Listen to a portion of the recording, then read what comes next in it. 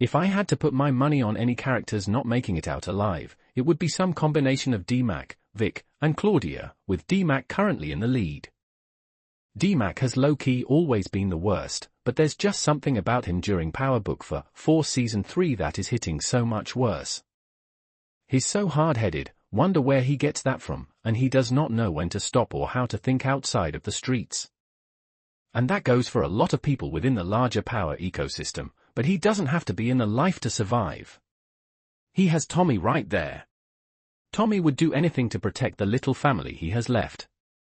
But Dmac wants nothing more than to be like Tommy, Diamond, and Jenard.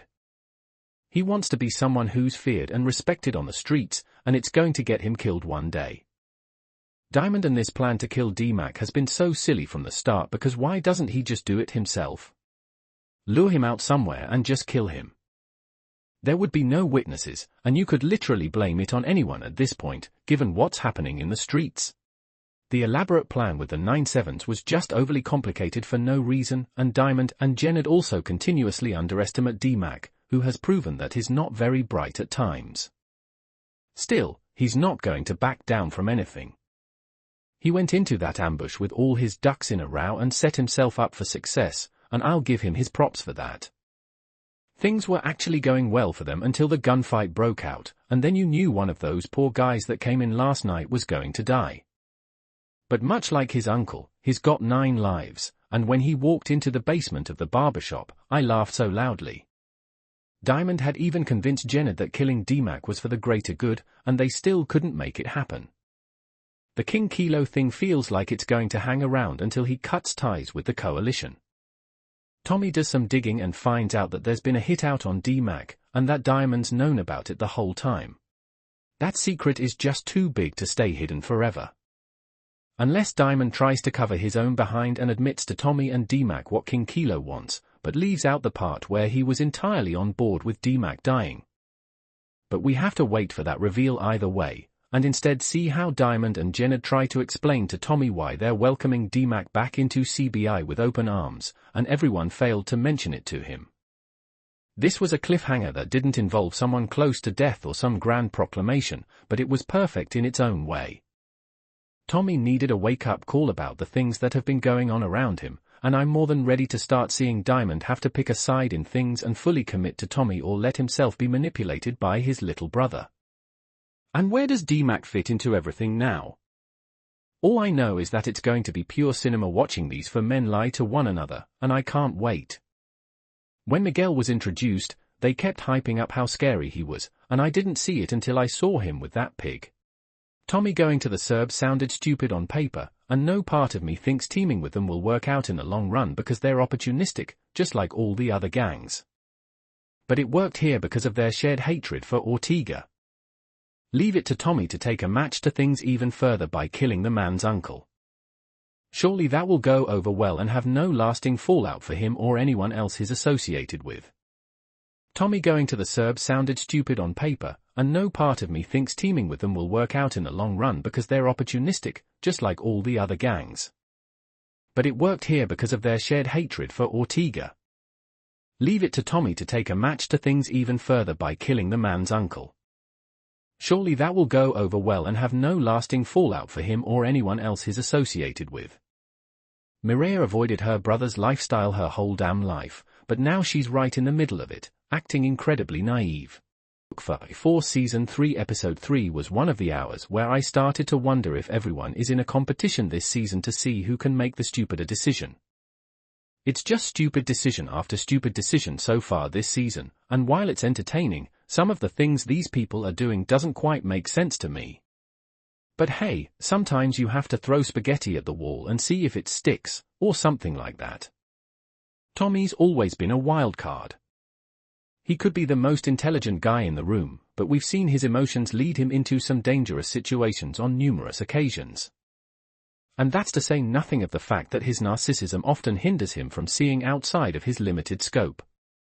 Tommy wants to take over Chicago and control the whole city in a way he could never quite master in New York, and he's so damn close that he's not seeing anything else beyond the finish line.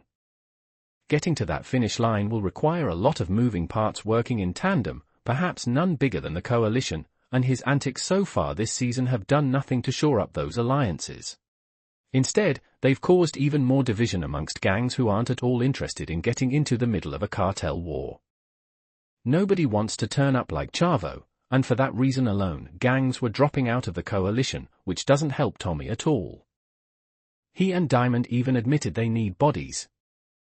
Still, instead of doing right by that coalition and strengthening it, Tommy has continued to come after Ortega and push his own agenda at every turn, which is great for him but not so great for everyone else. I can understand that Tommy wants revenge, and Ortega has tried to kill him more than once at this point, so he's entitled to get his lick back. But again, that's Tommy not thinking outside of himself. He can get to the top of the food chain.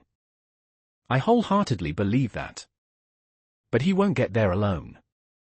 He'll need CBI, and others at the end of the day, and these moves he's making aren't exactly endearing him to anyone. Though the name of the game right now seems to be the enemy of my enemy is my friend, so what do I know? Seat at the table. Power Book for Force is not skimping on the action in its final season. Tommy walking into a coalition meeting holding up a severed head is probably a top 10 Tommy Egan moment, and Joseph Sikora sells the daylights out of the accompanying monologue to back up the visual emphatically. This episode states, out loud and repeatedly, how many people believe Tommy is a liability. This isn't unexpected. Even in Season 3, the stage has to be set for Tommy to have one last epic battle, and that means people have to turn against him. The threats don't stop.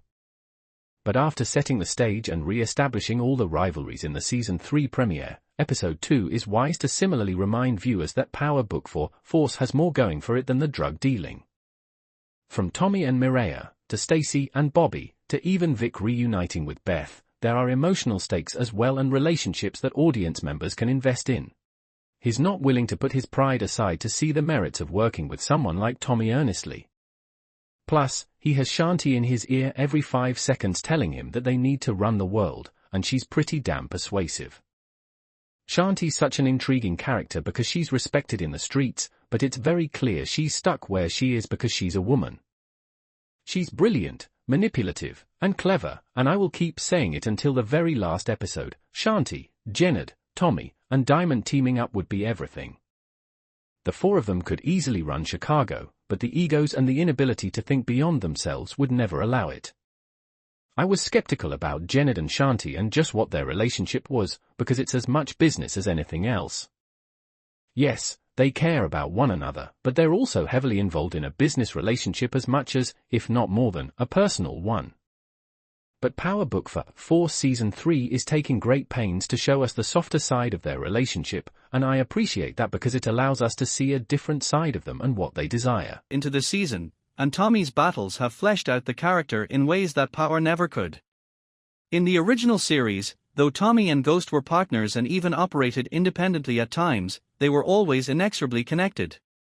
Power Book 4, Force has made Tommy clearly number one, with all the positives and negatives that entails.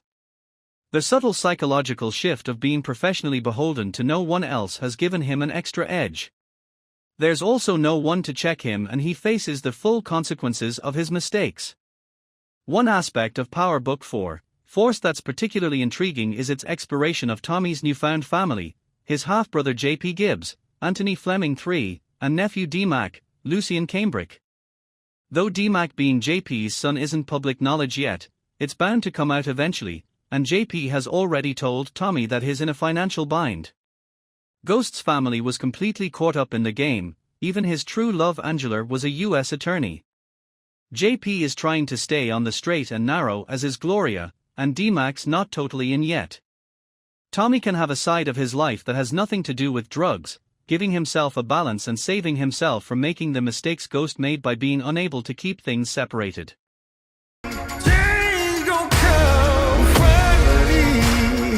Starz has released a new trailer for Power Book 2, Ghost Season 4 Part 2 alongside some first-look photos that tease a final showdown.